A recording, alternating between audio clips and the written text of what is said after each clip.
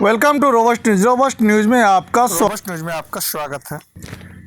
कर्नाटक गोहत्या कानून से गोवा में मांस की कमी, भाजपा नेतृत्व वाली सरकार ने कहा रास्ता तलाशेंगे।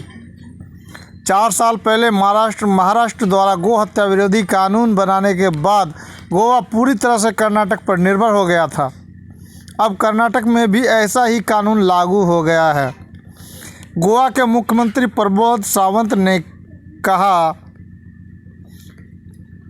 सावंत ने राज्य में बीफ की आपूर्ति बहाल करने का आश्वासन देते हुए कहा कि वह भी गौ माता को पूजते हैं, यानी गाय को पूजते हैं, लेकिन वहां की 30% अल्पसंख्यक जनता की देखभाल की जिम्मेदारी भी उनकी है।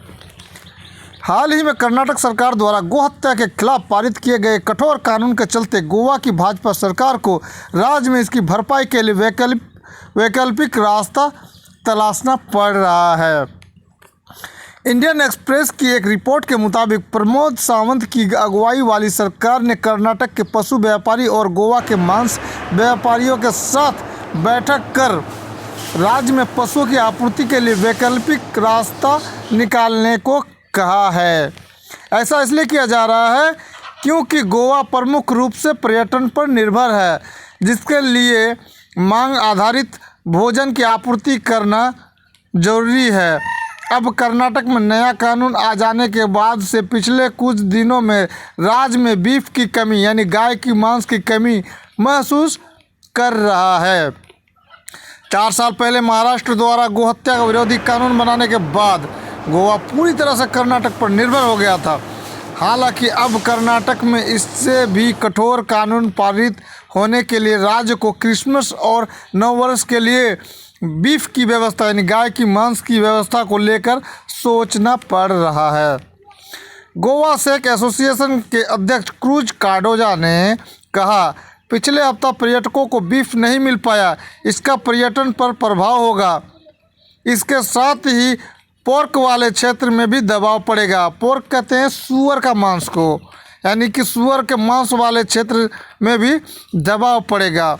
गोवा के मुख्यमंत्री प्रमोद सावंत ने कहा, महाराष्ट्र के साथ साथ कर्नाटक हमारे लिए पशुओं एवं मांस का स्रोत था। मैंने पशुपालन के निदेशक से इस स्थिति से निपटने के लिए रास्ते तलाशने को कहा है। इसके साथ ही उन्होंने ये भी कहा कि राज्य अन्य राज्यों से भी पशुओं एवं बीफ, यानी गाय का मांस मंगा रहा है। सावंत ने कहा, मैं भी गौ माता को पूजता हूँ, लेकिन हमारे यहाँ 30% अल्पसंख्यक जनता है, उनकी देखभाल करना मेरी जिम्मेदारी है। हम अन्य राज्यों से जानवर और बीफ की आपूर्ति कर रहे हैं। गोवा चर्च की एक शाखा सामाजिक न्याय और शांति परिषद CSJP ने भी मुख्यमंत्री सावंत से आग्रह किया है कि वे पड़ोसी राज्य के साथ बीफ की कमी के मुद्दे को हल करें। बीते 15 दिसंबर को सावंत के सौंपे गए एक ज्ञापन में CSJP ने गोवा में सैकड़ों मांस व्यापारियों की आजीविका की रक्षा के लिए पड़ोसी राज्य कर्नाटक के साथ इस मुद्दे को उठाने की मांग की है। बीते 9 दिसंबर को पारित कर्नाटक मवेशी वध रोकथाम एवं संरक्षण विधेयक 2020 के तहत राज्य में गोहत्या पर पूर्ण रोक का प्रावधान है। साथ ही गाय की तस्करी, अवैध ढुलाई, अत्याचार एवं गोहत्या में लिप्त पाए जाने वाले व्यक्ति के खिलाफ सख्त कार्रवाई का भी प्रावधान किया गया है। यह साल 2010 में भाजपा सरकार द्वारा लाए गए कानून का संशोधित संस्करण है। गाय और बछड़ों के अलावा विधेयक में भैंस एवं उनके बच्चों के संरक्षण का भी प्रावधान है। आरोपी व्यक्ति के खिलाफ तेज कार्यवाही के लिए विशेष अदालत गठित करने का भी प्रावधान है। विधेयक में गौशाला स्थापित करने का भी प्रावधान किया गया है। साथ ही पुलिस को जांच करने संबंधी शक्ति प्रदान की गई है। नए कानून में मवेशियों को ले जाने, मांस बेचने एवं खरीदने या मांग के लिए मवेशियों की सप्लाई करने पर 3 से 5 साल तक की सज़ा और 50,000 से 5 लाख तक के जुर्माने का प्रावधान है। कर्नाटक में विपक्ष एवं अन्य समूहों द्वारा इस कानून के खूब आलोचना की जा रही है। गोवा राज्य के मांस व्यापारियों ने कहा है कि प्रशासन ने इस कानून के चलते खड़ी हुई समस्याओं का जल्द समाधान करने का आश्वासन दिया है। खबर कैसी लगी, चैनल को सब्सक्राइब करें, कमेंट में अपनी राय दें। आपका दिन शुभ रहे। Thanks audience, thanks listener. Welcome to Robust News. Robust News में आपका स्वागत है। बने रहेंगे चैनल पर। योगी सरकार के अंतर धार्मिक विवाहों को निशाना बनाने के पीछे मनु के आदर्श फैलाने की मंशा है। योगी आदित्यनाथ सरकार के नए कानून का उद्देश्य केवल ध्रुवीकरण नहीं, बल्कि स्त्रियों को उनके अधिकारों और अपने लिए निर्णय लेने की उनकी क्षमता से उन्हें वंचित करना भी है। योगी आदित्यनाथ भाजपा के तमाम मुख्यमंत्रियों में हिंदुत्व के एजेंडे के प्रति सबसे अधिक कटिबद्ध है। वे विकास की बात तो करते हैं, लेकिन उनकी सरकार ने केवल अल्पसंख्यक और दलितों को अपने हमलों का निशाना बनाया है। सांप्रदायिक ध्रुवीकरण को लगातार गहरा किया है। किसानों और मजदूरों के अधिकारों का हनन किया है। उनके शासनकाल में महिलाओं रोज़ अकल्पनीय हिंसा की शिकार बनाई जा रही हैं, लेकिन उनकी सुरक्षा और उनको न्याय दिलाने के लिए कुछ नहीं किया जा रहा है। गायों की सुरक्षा के नाम पर आदित्यनाथ ने मुख्यमंत्री बनते ही मीट के समूचे धंधे को ही तबाह कर दिया। पशुओं का व्यापार बंद हो गया और चमड़ा उद्योग भी ठप पड़ गया। मुसलमानों की ज़िंदगी और आजीविका पर विपरीत असर तो पड़ा ही, उनमें से सैकड़ों को रासुका जैसे कठोर कानूनों के अंतर्गत जेलों में बंद किया गया है। कुछ को जान से भी मारा गया। यह सब केवल तस्करी करने या जानवर काटने के शक के आधार पर किया गया है, लेकिन लाखों दलितों की जीविका भी बिल्कुल नष्ट कर दी गई। किसानों का पशु व्यापार तो बिल्कुल बंद ही हो गया है। आवारा पशु उनकी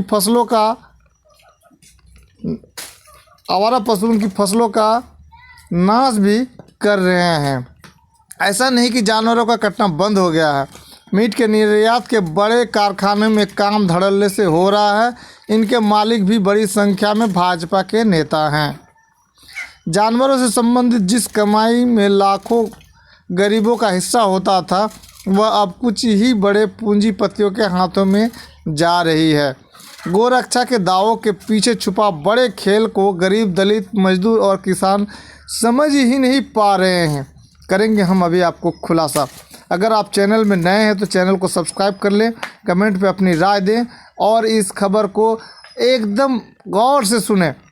मुस्लिम पुरुषों और हिंदू महिलाओं के बीच होने वाली शादियां आदित्यनाथ को विशेष रूप से क्रोधित करती हैं। मार्च 2017 में उनके मुख्यमंत्री बनने के कुछ ही दिन बाद मेरठ में इस तरह के एक दंपति पर उनकी अपनी हिंदू युवा वाहिनी की तरफ से हमला किया गया था। फिर इसी साल 2 मई को बुलंदशहर की एक हिंदू महिला एक मुस्लिम पुरुष के साथ चली गई। उसके बाद मचे बवाल के दौरान एक मुस्लिम पुरुष जो इन लोगों को जानता ही नहीं था को मार डाला गया। जाहिर है कि इन हमलों के लिए जिम्मेदार लोगों पर कोई कार्रवाई नहीं हुई है और फिर इस तरह के कई हमले हुए। 2020 के अगस्त के महीने में कानपुर से कई अंतरधार्मिक विवाहों की खबरें आने लगी। आदित्यनाथ ने जिले के अधिकारियों को फटकार लगाई और उन्हें इस लव जिहाद के अभियान को रोकने के सख्त निर्देश दिए।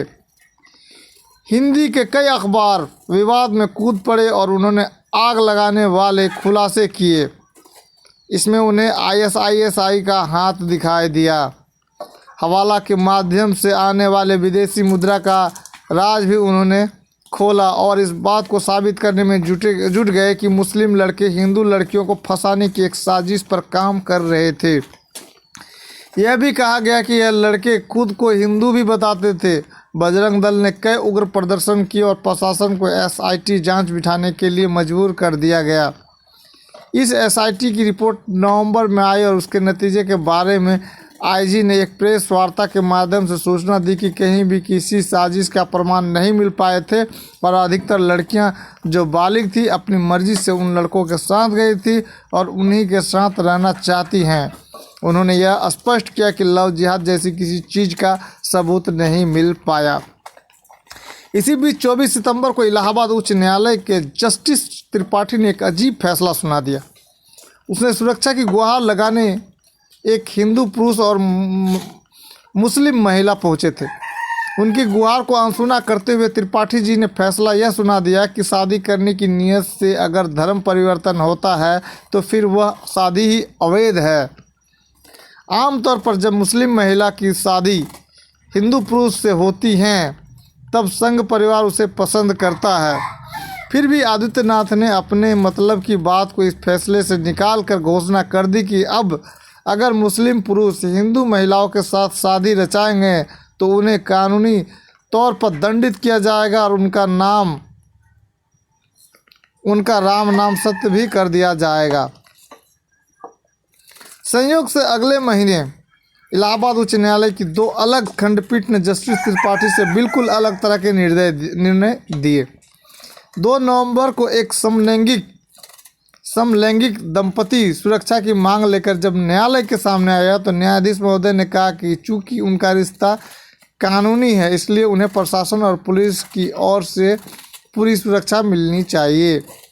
11 नवंबर को एक अंतर धार्मिक दंपति जब न्यायालय के सामने सुरक्षा की मांग लेकर आया तो न्यायाधीशों ने बहुत ही स्पष्ट फैसला सुनाया और उन्होंने कहा, हम प्रियंका खरवार और सलामत को हिंदू और मुस्लिम के रूप में नहीं बल्कि 2 बालिग व्यक्तियों के रूप में देखते हैं जो अपनी इच्छा से एक साथ शांतिपूर्ण तरीके से खुशी से रह रहे हैं। न्यायालय और ख़ास तौर से संवैधानिक अदालतों पर भारत के संविधान की धारा 21 द्वारा इस बात की जिम्मेदारी डाली गई है कि वे व्यक्ति की ज़िंदगी और आज़ादी को सुरक्षित करें। अपनी इच्छानुसार किसी भी धर्म के किसी भी व्यक्ति के साथ रहना व्यक्ति की आज़ादी और जीवन के अधिकारों में निहित है। व्यक्तिगत रिश्ता में हस्तक्षेप करना 2 व्यक्तियों के चुनाव करने की आज़ादी के अधिकार से अतिक्रमण होगा। 2 बालिग व्यक्ति जो अपनी स्वेच्छा से एक साथ रह रहे हैं उनके रिश्ते के प्रति किसी व्यक्ति या परिवार या राज्य को भी आपत्ति करने का कोई अधिकार नहीं है। आदित्यनाथ के लिए संवैधानिक नियमों की कोई अहमियत ही नहीं है। हिंदू धर्म को त्याग कर धर्म परिवर्तन करना और हिंदू महिलाओं व मुस्लिम पुरुषों के बीच विवाह होना संघ परिवार उनकी नज़रों में इस तरह के भयानक पाप है जिनकी सज़ा भी उतनी ही भयानक होना चाहिए। और इसी सोच को अंजाम देने के लिए 28 नवंबर को उत्तर प्रदेश गैर कानूनी धर्म परिवर्तन निरोधक अध्यादेश पारित किया गया। तब से अंतर धार्मिक विवाह करने वाली हिंदू महिलाओं और मुस्लिम पुरुषों को अमानवीय यातनाएं दी जा रही हैं। इनमें से ऐसे लोग भी हैं जिनकी शादी अध्यादेश के पारित होने से पहले ही हो चुकी थी। पति पत्नियों को ज़बरदस्ती एक दूसरे से अलग कर दिया गया है। मुस्लिम पतियों और उनके रिश्तेदारों को मारपीट कर जेल में ठूंसा गया है। एक गर्भवती महिला का कहना है कि उनके साथ लोगों ने धक्का मुक्की की और अस्पताल में ज़बरदस्ती उसका गर्भपात करा दिया गया।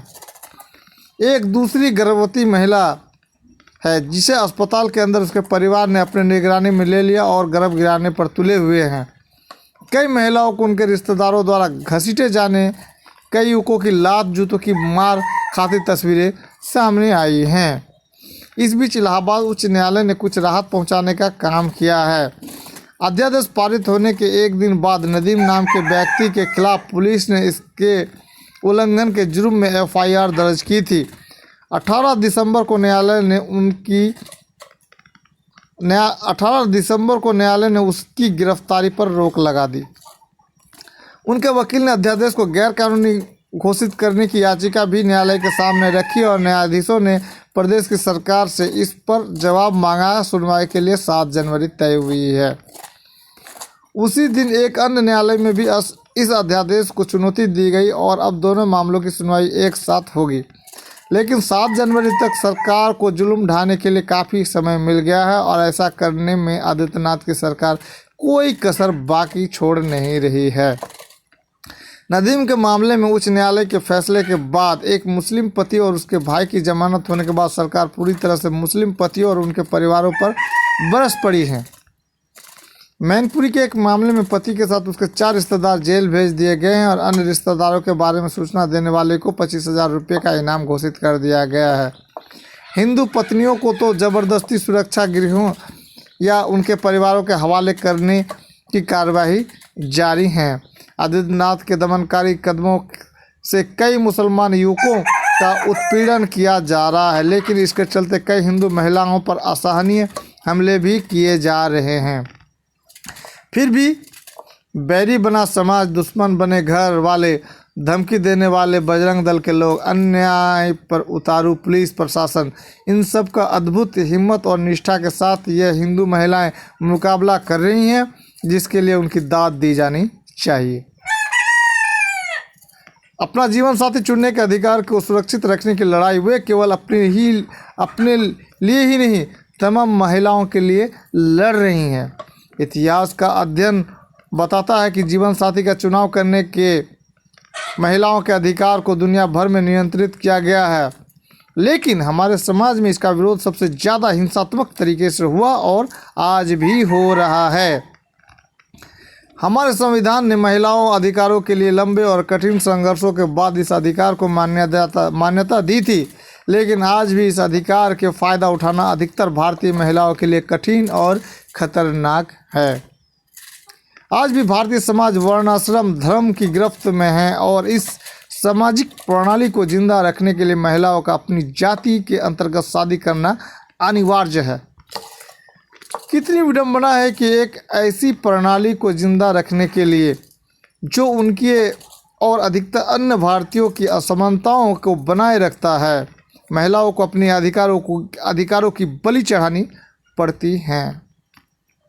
यही नहीं, वे अपने इस कर्तव्य को निभाएंगे, इसकी सुरक्षित करने के लिए उन्हें तमाम बंधनों में जकड़ दिया जाता है, उनके अन्य अधिकारों के आधार पर जीना भी दूभर कर दिया जाता है।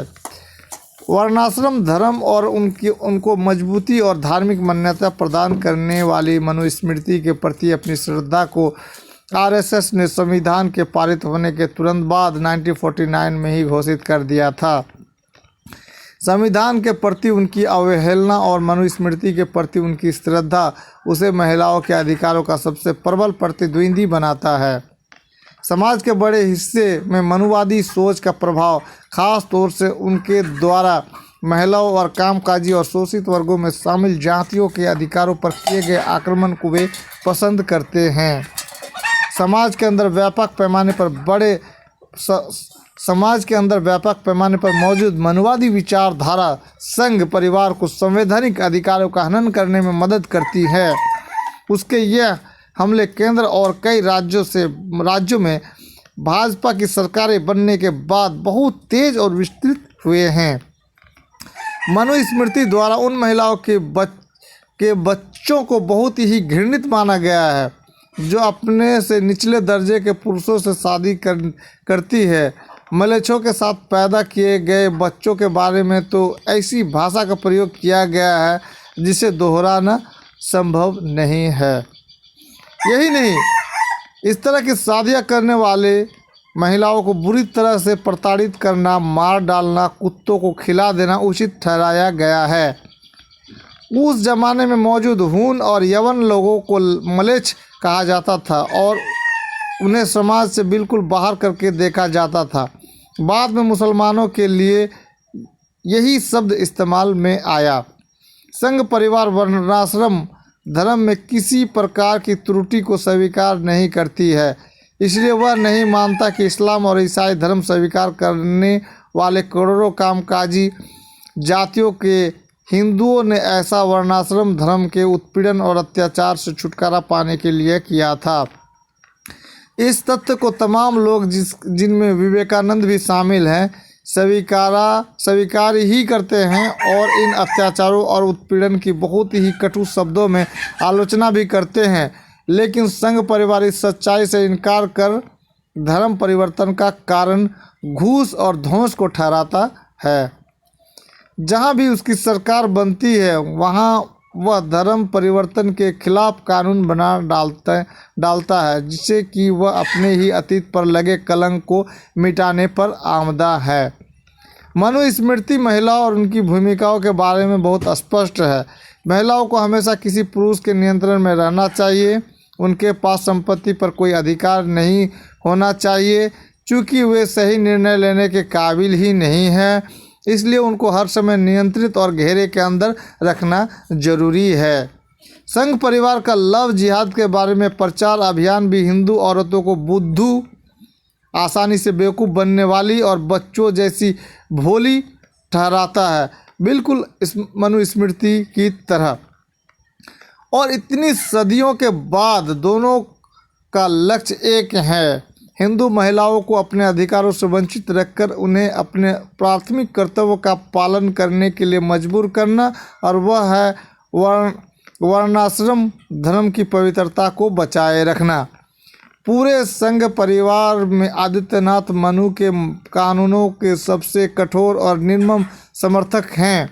उत्तर प्रदेश में महिलाओं के अधिकारों, आजीविका और सुरक्षा पर सबसे भयानक हमले देखने को मिलते हैं। जनवादी अधिकारों, मजदूरों और किसानों के अधिकारों पर हमले थमने का नाम नहीं ले रहे हैं। इस कड़वी सच्चाई को छिपाने के लिए पूर्व धारणाओं, घृणा और सांप्रदायिक ध्रुवीकरण की दीवारों को लगातार ऊंचा किया जा रहा है। प्रभावशाली संघर्षों की शुरुआत इन दीवारों को गिराकर ही शुरू होगी। खबर कैसी लगी? चैनल को सब्सक्राइब करें, कमेंट में अपनी राय दें। आपका दिन शुभ रहे। Thanks audience, thanks listener.